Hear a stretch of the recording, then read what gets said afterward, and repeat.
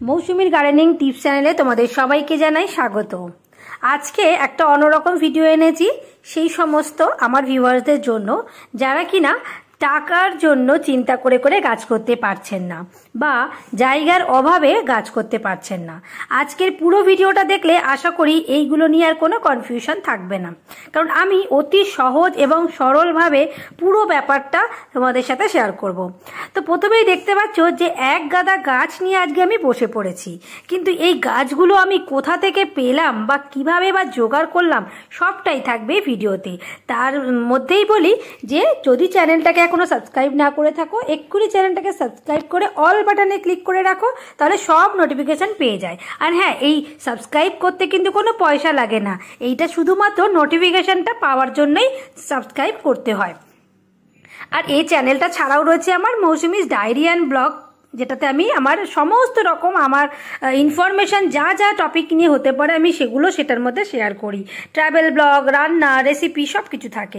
তোমরা চাইলে সেটাও একবার সাবস্ক্রাইব করতে পারো। আরও একটা ফুড ম্যাজিক চ্যানেল রয়েছে, সেটাও তোমরা সাবস্ক্রাইব করে রাখতে পারো। তো চলো ভিডিওতে ফিরি। তো দেখতে পাচ্ছ এই যে এতগুলো গাছ তোমরা দেখতে পাচ্ছ, এইগুলো কিন্তু আমি কোনোটাই পয়সা দিয়ে কিনিনি। হ্যাঁ বন্ধুরা, এইগুলো আমি একদমই পয়সা দিয়ে কিনিনি। আমি যখনই সময় পাই তখনই আমি রাস্তার এমন কিছু জায়গায় চলে যাই যেখানে কিন্তু কারুর নিজস্ব কোনো বাড়ির গাছ নয়, একদমই রাস্তার ধারে যেগুলো অবাঞ্ছিতভাবে পড়ে থাকে আনাচে কানাচে, যেগুলো নিজের প্রকৃতিগতভাবেই গজিয়ে ওঠে এবং বেশ বড়সড় আকার ধারণ করে। এই দেখতে পাচ্ছ তো হাতে আমার এই করবী গাছটা, কত বড় গাছটা, যার জন্যেই আমি এর একটা দুটো ডাল নিলে আশা করি কারোর কিছু অসুবিধা হবে না। আর গাছের তো নয়, গাছের ক্ষেত্রে উল্টে যত তুমি কাটাই ছাটাই করবে গাছ কিন্তু তত ঝোপালো ঝাঁকড়া হবে। তো আমি রাস্তার সেই সমস্ত জায়গাগুলো সময় পেলেই বেরিয়ে পড়ি আমার মেয়েকে নিয়ে।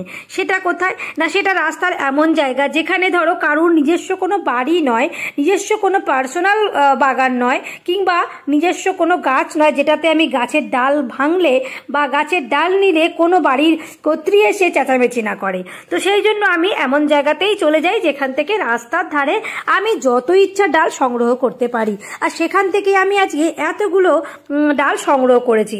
তোমরা হয়তো ভাবছো যে এগুলো একই জায়গায়, হয়তো কিন্তু কোনো সময় হয়তো একই জায়গায় পাশাপাশি গাছ থাকে নিয়ে নিই, আবার কোনো সময় হাঁটতে হাঁটতে যেখানে নজর যায় সেখান থেকেও নিই।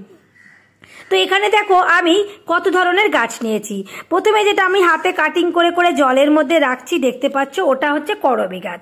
এই করবী গাছটা হচ্ছে গোলাপি রঙের, খুবই মিষ্টি কালার। তোমরা অনেকেই দেখতে পারো রাস্তার ডিভাইডারেও কিন্তু থাকে, তোমরা চাইলে সেখান থেকেও সংগ্রহ করতে পারো।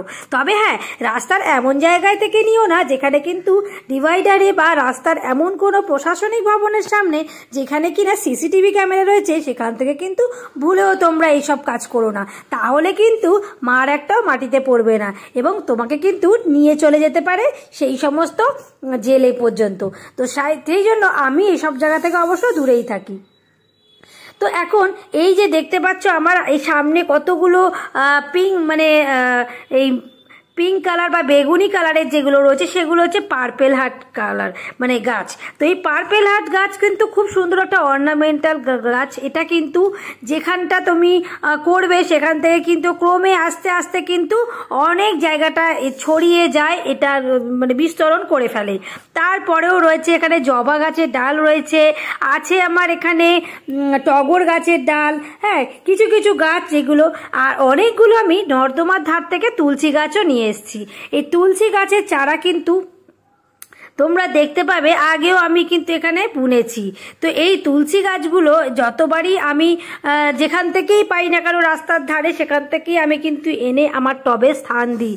বলে না কার কোথায় খাবার সেই তার কাছেই লেখা থাকে, তো সেই রকম দানে দানে পে লিখা হে খানে বালো কা নাম, সেই রকম গাছেরও হয়তো কোনো নাম লেখা আছে যেটা সে আমাদের বাড়িতেই আসবে, আর সেটা আমার বাড়িতেই আসে এবং আমি সেগুলোকে নিজের সন্তানের মতো করে রক্ষণাবেক্ষণ করি। তো এইভাবেই কিন্তু দেখো আমি সব রকম গাছগুলোকে একদম টবে বোনার মতো আর জলে রাখার মতো করে কাটিং কিন্তু আমি নিজের মতো করে করে দিচ্ছি। এই পার্পেল হার্ট গাছটা তোমরা কিন্তু যে কোনো পরিচিত বাড়ির কাছে থাকলেও তোমরা সেখান থেকে ডাল এনে খুব সহজেই করে ফেলতে পারো। আর এগুলো জলে রেখেও গ্রো করা যায়, খুব সুন্দরভাবে শিকড় তৈরি হয়ে যায়। আর তোমরা মাটির মধ্যেও করতে পারো।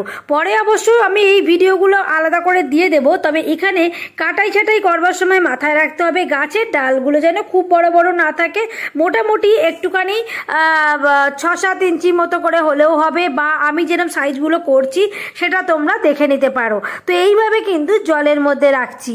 আর এই জলের মধ্যে আমি কি দেব জানো? এর মধ্যে দেব একটু করে ফাঙ্গিসাইড।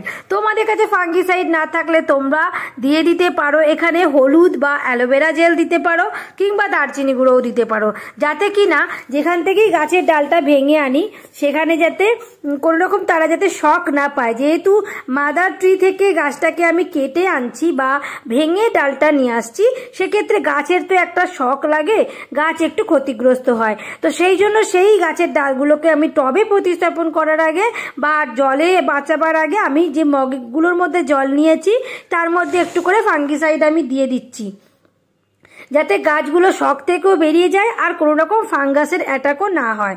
তো এইভাবে প্রতিটা গাছ আমি করে নিচ্ছি। এখানে হাতে দেখো জবা গাছ রয়েছে, জবা গাছেরও আমি ছোট ছোট করে পেন্সিলের মতো সাইজের কাটিংগুলো আমি রেডি করে নিচ্ছি। আর এই পেন্সিলের মতো কাটিংগুলো কিন্তু তোমরা জলে রেখেও গ্রো করতে পারো। আর এই গাছগুলো আমি সবকটাই এনেছি একদম ফ্রি অফ কস্টে, যার জন্য কিন্তু কোনো পয়সা খরচ করতে হবে না। আর তোমাদের যাদের টবের জন্য পয়সা লাগবে না, সেক্ষেত্রেও বলবো ঘরের যে কোনো রকম ওয়েস্ট যে কন্টেনারগুলো হয়, যেমন রসগোল্লা আনার বা মিষ্টি আনার যে বাটি ডিসপোজাল, যেগুলো কাপ থাকে, ডিসপোজাল গ্লাস থাকে, কিংবা ধরো বাড়িতে আনা কোনো মশলাপাতির যে প্যাকেটগুলো থাকে, যেমন ধরো সর্ষের তেলের প্যাকেট, রিফাইন অয়েলের, সেই প্যাকেটের মধ্যেও কিন্তু তোমরা মাটি দিয়ে গাছ ইজিলি করতে পারো। টব কেনার জন্য পয়সা খরচ করতেই হবে এরকম কিন্তু কোনো ব্যাপার নেই। আমি কিন্তু এই যে জলটা খাচ্ছি, এই জলের বোতলগুলো যখন ধরো আর ইউজ করি না, তখন কিন্তু এই বোতলের মধ্যেও আমি অনেক কাটিং গ্রো করি এবং খুব সুন্দরভাবেই কিন্তু সেগুলো সারভাইভ করে যায়। আশা করি তোমাদের ভিডিওটা হেল্পফুল হয়েছে।